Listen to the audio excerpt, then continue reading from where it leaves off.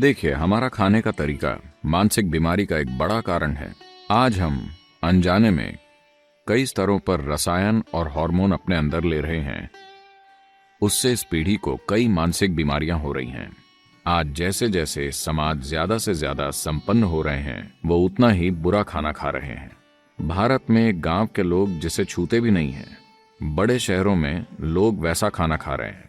वैसा भोजन यानी आज पश्चिमी समाज जो चीजें खा रहे हैं वो कम से कम 30 से 60 दिन पुरानी होती हैं। योग में भोजन को सात्विक, राजसिक या तामसिक मानते हैं। तमस यानी जड़ता। अगर आप तामसिक भोजन खाएंगे तो आप में जड़ता आ जाएगी। जड़ता का मतलब बस आलसी होना नहीं है। जड़ता यानी कुछ चीजें धीमी हो जाएंगी, यानी सिस्टम में पुनर्निर्माण जल्दी नहीं होगा। आज आप जानते हैं कि दिमाग से अच्छा काम लेने के लिए सबसे जरूरी यह है कि दिमाग में नए सेल्स या कोशिकाएं जीवन भर जल्दी बनती रहें। अगर आप तामसिक भोजन खाते हैं जो आपके शरीर या आपकी ऊर्जा में जड़ता पैदा करता है, तो आप धीरे धीरे चीजों का अच्छे से अनुभव नहीं कर पाएंगे।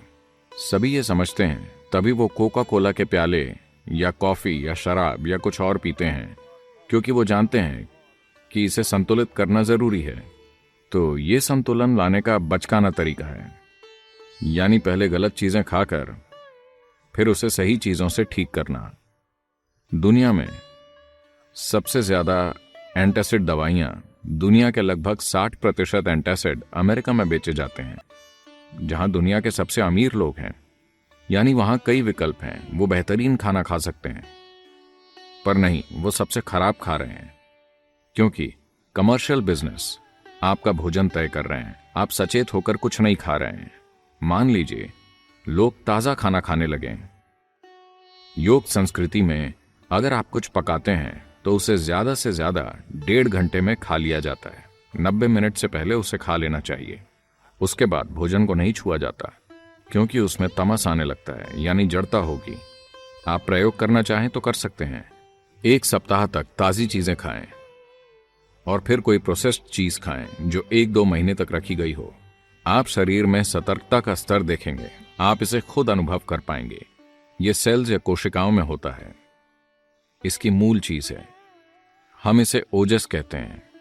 इसका कोई अंग्रेजी शब्द नहीं है। अगर आप काफी ओजस पैदा करें, जो कि ऊर्जा का एक गैर भौतिक आयाम है, अगर आपके शरीर की हर कोशिका या सेल में ओजस हो, तो यकीन मानिए आपकी उम्र लगभग रुक जाएगी।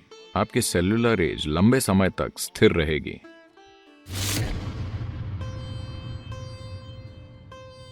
सिर्फ अमेरिका में ठंडे मौसम में भी हर कोई एक बोतल लेकर घूम रहा है और लगातार पानी पी रहा है, क्योंकि मार्केटिंग करने वालों ने उन्हें बताया है कि उन्हें बहुत सारा पानी पीना चाहिए। बहुत ज्यादा पानी पीने से, खासकर अगर छोटे घूंट पिए जाएं, तो शरीर पानी सोख लेता है। जब ये पानी सोख लेता है तो सोडियम का स्तर, जो बहुत नाजुक रूप से संतुलित रहता है, कम हो जाएगा। बाकी के शरीर पर भी असर होता है, पर शायद उतना स्पष्ट नहीं दिखता। लेकिन मस्तिष्क में सोडियम का स्तर कम होने से दिमाग में सूजन आ जाएगी।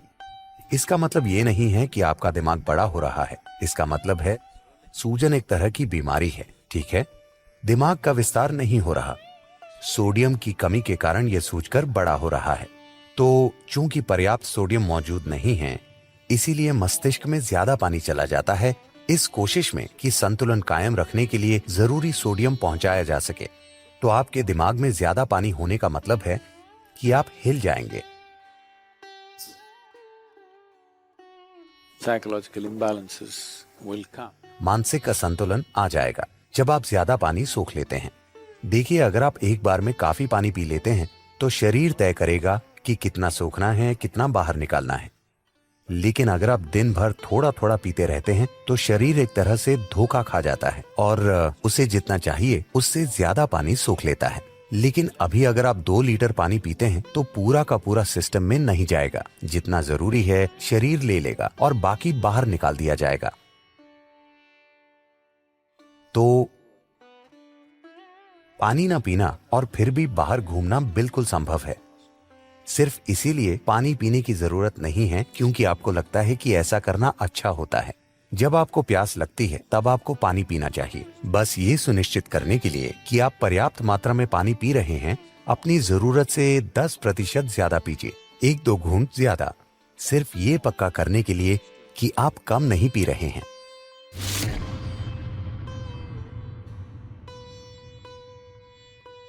आपको अपना सिर उत्तर की ओर क्यों नहीं रखना चाहिए? मान लेते हैं आपको पता है कि पृथ्वी में एक उत्तरी ध्रुव है और एक दक्षिणी ध्रुव है, यानी ये चुंबकीय केंद्र है।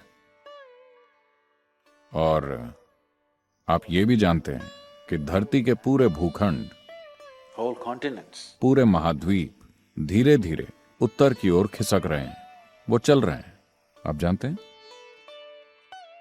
भूविज्ञान से आप कम से कम ये तो जानते ही हैं कि सारे भूखंड खिसक रहे हैं, क्योंकि उत्तरी ध्रुव का चुंबकीय आकर्षण धीरे धीरे सारे भूखंडों को ऊपर खींच रहा है।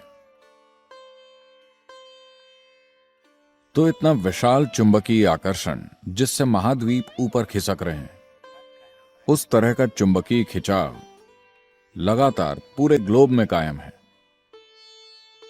मान लीजिए आपको थोड़ा सा एनीमिया है। अगर आप डॉक्टर के पास जाते हैं तो वो आपके लिए क्या प्रिस्क्राइब करेंगे? तो इसका मतलब यह आपके खून का एक महत्वपूर्ण हिस्सा है। हाँ, तो अगर आपके शरीर में आयन तैर रहा है और मैं आपके सिर पर एक शक्तिशाली चुंबक लगा दूं, तो हो सकता है कि धीरे धीरे खून उस दिशा में जाने लगे, है ना? मान लीजिए कि ये चुंबक बहुत ही शक्तिशाली है, तो ये खून को धीरे धीरे ऊपर खींचने लगेगा, क्योंकि खून में आयरन मौजूद है। आपके शरीर की संरचना ऐसी है कि आपका दिल, जो सर्कुलेशन सिस्टम का पंपिंग स्टेशन है, वो 3/4 ऊपर की ओर है, न कि बीचों बीच। चूंकि गुरुत्वाकर्षण की उल्टी दिशा में पंप करना मुश्किल है और गुरुत्वाकर्षण की दिशा में पंप करना आसान है, तो ये यहां है। आमतौर पर जो भी खून की नसें नीचे की ओर जा रही हैं वो मोटी हैं, और जो नसें ऊपर की ओर आ रही हैं वो काफी पतली हैं। यहां तक पहुंचते पहुंचते वो लगभग बाल की तरह पतली हो जाती हैं, इतनी बारीक कि आपके मस्तिष्क का सर्कुलेशन सिस्टम ऐसा है कि अगर उसमें एक भी बूंद ज्यादा चली गई तो ब्रेन हैमरेज हो जाएगा, लोगों को स्ट्रोक हो जाता है। तो अभी आप इस तरह हैं, अब आप ऐसे हो गए। पहले ही सिस्टम में थोड़ा सा असंतुलन है, क्योंकि दिल गुरुत्वाकर्षण के प्रतिरोध को ध्यान में रखकर पंप कर रहा था। gravitational resistance. अब अचानक गुरुत्वाकर्षण का प्रतिरोध नहीं रहा, आप इस तरह हो गए और अब आप अपना सिर उत्तर की ओर कर लेते हैं। धीरे धीरे खून आपके मस्तिष्क की ओर खींचता है। तो एक चीज जो आपके साथ हो सकती है वो ये कि आपको अच्छी नींद ना आए। अगर आप अपना सर उत्तर की तरफ करके सोते हैं तो आपकी नींद खराब हो सकती है। हर किस्म के सपने आ सकते हैं। अगर आपकी उम्र ज्यादा है तो हो सकता है कि आपको स्ट्रोक हो जाए या आप नींद में मर सकते हैं। ऐसा बिल्कुल संभव है। ऐसा नहीं है कि आप एक दिन सोए तो आप मर जाएंगे। हर रोज अगर आपका बिस्तर उसी तरह लगा हुआ है कि आप अपना सिर उत्तर की ओर रखते हैं, तो आप मुसीबत को बुलावा दे रहे हैं।